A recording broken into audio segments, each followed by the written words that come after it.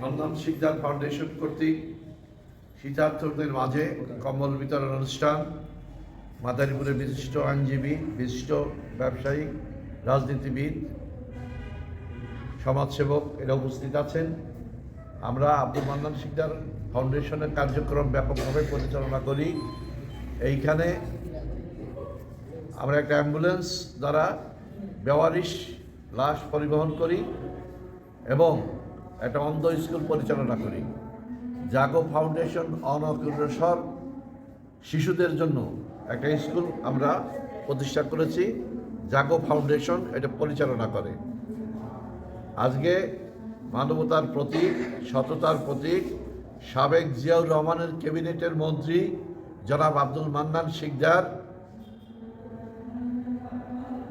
তার সুযোগ্য কন্যা ডাক্তার সাইমা জেরিন মান্নান শিকদার ফাউন্ডেশনের মাধ্যমে সামাজিক কার্যক্রম পরিচালনা করে। সর্বশেষ তার পরিকল্পনা হচ্ছে আমরা একটা শিশু হসপিটাল করার। সেই মর্মে সে বলছে আপনারা আলাপ করে আগান। এখানে তার আর এক ভাই আছে, ভাগনা মান্নান শিকদারের ভাগনা আর কি, লিডার তো ভাই, মান্নান শিকদারের ভাগনা। সে তাকে বলা হয়েছে তার ওইখানে জায়গা আছে, তার দাদার জায়গা, তার পৈতৃক জায়গা, সেই জায়গাগুলোর বের করার দায়িত্ব বাবুলকে নিয়ে আমাকে দেওয়া হয়েছে। আমরা খুব শীঘ্রই সেই জায়গাগুলো আমরা উদ্ধার করে, ওইটাও জনগণের সে নেবে না, বলছে যে 100টা জায়গায়ও আমরা নেব না, সবই জনগণের জন্য সে ওইখানে দান করবে।